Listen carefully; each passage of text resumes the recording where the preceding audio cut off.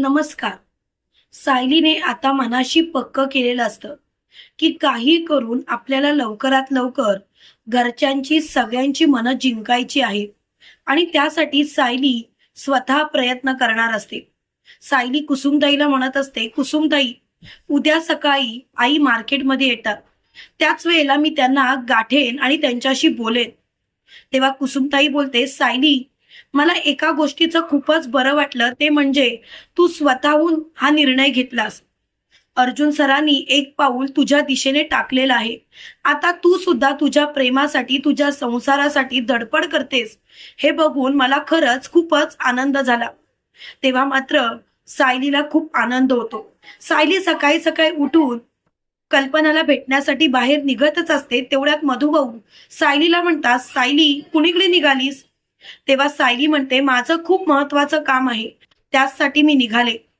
तेव्हा मधुभाऊ बोलतात, सायली, तुझं काय महत्वाचं काम आहे ते तू मला सांग, मी करेन, तुला बाहेर जायची गरज नाही. तेव्हा सायली बोलते, मधुभाऊ, मी तुमचं ऐकलं असतं, कदाचित मी तुमचा शब्द पडू सुद्धा दिला नसता, पण माझं आयुष्य जर का सुखकर करायचं असेल तर मलाच काहीतरी धडपड करावी लागणार आणि म्हणून मलाच बाहेर जावं लागणार. आणि म्हणूनच स्वतः सायली घराबाहेर पडलेली असते. मधुभाऊ मात्र खूपच चिडलेले असतात. इकडे प्रतिमा आत्या आणि कल्पना दोघी जणी मार्केटमध्ये आलेले असतात. तेव्हा सायली कल्पना जवळ जाते आणि कल्पनाला म्हणते, आई. तेव्हा मात्र कल्पना खूपच रागात तिथून निघून गेलेली असते. त्याच वेळेला प्रतिमा सायलीला म्हणते, सायली, जरा धीर धर, मी बोलते तिच्याशी, मला कळतंय तुझ्या मनाची जी काही अवस्था झाली ना ती मला समजते. तेव्हा लगेच सायली बोलते, प्रतिमा आत्या, प्लीज आईना समजावा ना, आम्ही जे काही केलं तेव्हा त्या परिस्थितीनुसार केलं, पण माझं अर्जुन सरांवरती खूप मनापासून प्रेम आहे, मी त्यांच्याशिवाय नाही राहू शकत आणि मला जर का त्या घरात यायचं असेल तर मला आईंची मदत लागणार आहे. प्लीज प्रतिमा आत्या, माझ्यावरती खूप उपकार होतील, तुम्ही जर का माझ्यासाठी एवढं सगळं केलं तर बरं होईल. तेव्हा प्रतिमा बोलते, सायली, तू नको काळजी करूस. आणि प्रतिमा लगेच कल्पनाला बोलते, कल्पना थांब. आणि ती कल्पनाजवळ जाते आणि कल्पनाला बोलते, कल्पना, तू असं का वागतेस तिच्याशी? अगं असं नको ना वागूस तिच्याशी, तिला सुद्धा समजून घे ना. तिला जर का समजून घेतलास, तिच्याशी बोललीस तर तिला सुद्धा खूप बरं वाटेल. तेव्हा लगेच कल्पना बोलते, नाही, मला तिच्याशी बोलायचं नाही, त्या मुलीने माझा विश्वासघात केलाय.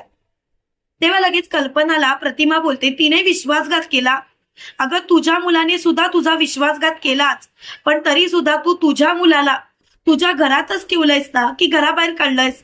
सायली परकी, सायली बाहेरून आली म्हणून तू सायलीला घराबाहेर हकललंस, पण जरा तरी तू विचार करायचा होतास.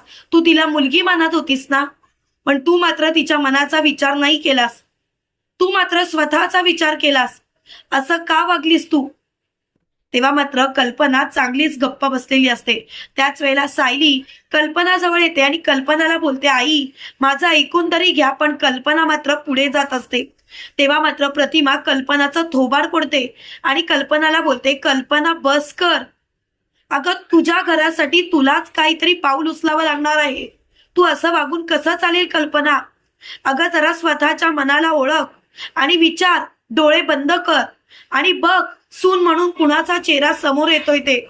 तेव्हा कल्पना स्वतःचे डोळे बंद करते आणि सून म्हणून सायलीचा चेहरा समोर आल्यामुळे कल्पना खूपच हादरते. सायली कल्पनाला बोलते, आई, माझं चुकलं, मी मान्य करते, पण त्यावेळेला मधुभाऊंसाठी मला हे सर्व करणं भाग होतं. आता मात्र बस झालं, आता मात्र मला कोणाचंच काहीच ऐकायचं नाही. लवकरात लवकर सर्व सत्य सर्वात समोर येईलच, पण प्लीज प्लीज आई, मला तुमची साथ पाहिजे. तेव्हा मात्र कल्पना बोलते, सायली, अगं कशी साथ करू? आता तरी तू कशावरून खरं बोलतेस कुणास ठाऊक. तेव्हा मात्र कल्पना बोलते, कल्पनाला प्रतिमा बोलते, कल्पना, अगं तिच्यावरती विश्वास तर ठेव. तेव्हा मात्र कल्पना बोलते, कसा विश्वास ठेवू? तूच सांग ना, कसा विश्वास ठेवू? माझा तर तिच्यावरती विश्वासच नाही. खरं सांगायचं तर मला मात्र आता तिच्यावरती विश्वासच ठेवायचा नाही, कारण तिने माझा एकदा विश्वासघात केलाय. तेव्हा सायली बोलते, मान्य आहे आई, तुमचा माझ्यावरती विश्वास नाही, मी तुमचा विश्वासघात केलाय.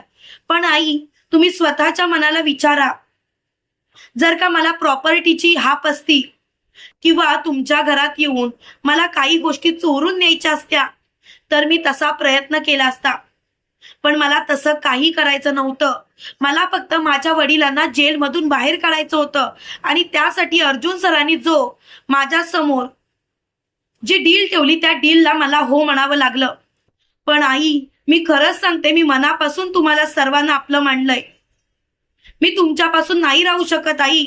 मी खरंच अर्जुन सरांना माझा नवरा समजते. तुम्ही प्लीज आई माझ्या डोक्यावरती हात ठेवा. तुमचा जर का हात माझ्या डोक्यावरती असेल तर मी प्रत्येक संकटांना सामोरं जाऊ शकते. तेव्हा लगेच कल्पना बोलते, अगं आहेच की, माझा तुझ्या डोक्यावरती कायम हात आहे, पण तू स्वतःला सिद्ध कशी करणार ते मला सांग. तेव्हा मात्र सायली बोलते, आई तुम्ही काळजी करू नका, तुमचा माझ्यावरती विश्वास आहे ना, मग संपलं.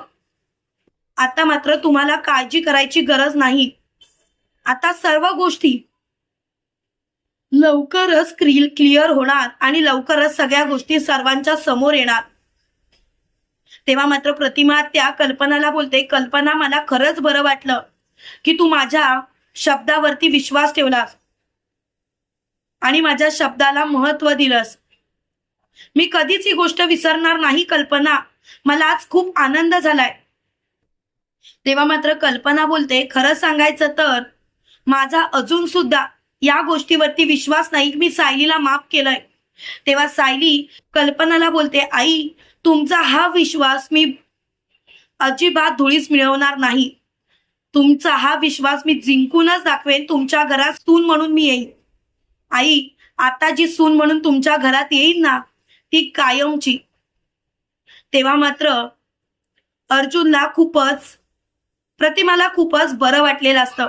इकडे प्रतिमा आणि कल्पना घरी आलेले असतात. त्याच वेळेला अर्जुन कल्पनाला बोलतो, आई प्लीज समजून घे ना.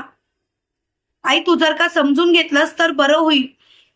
खरं तर मला तुझी ही गोष्ट अजिबात मान्य नाही. आई प्लीज. तेव्हा मात्र कल्पना बोलते, मी सायलीला शेवटची एक संधी दिली, ती स्वतःला सिद्ध करणार आहे आणि सायलीने माझ्याकडे तसं कबूल केलंय की ती या घरची सून कायमस्वरूपी बनून येणार आहे. हे ऐकून मात्र अर्जुनला खूपच बरं वाटलेलं असतं. त्याच वेळेला अर्जुन कल्पनाला बोलतो, आई खरंच तू काळजी करू नकोस, लवकरात लवकर सायली आणि मी एकत्र येणार. तेव्हा कल्पना बोलते, मला सुद्धा तुम्ही दोघं एकत्रच हवे आहात, बाकी मला काही नको. तुम्हाला काय वाटतं मित्रांनो, खरोखर सायली कल्पनाचा विश्वास खरा ठरवेल का? कमेंट करून नक्की कळवा. आणि असेच मालिकेंचे नवनवीन अपडेट पाहण्यासाठी व्हिडिओला लाईक आणि चॅनलला सबस्क्राईब करायला विसरू नका. थँक्यू.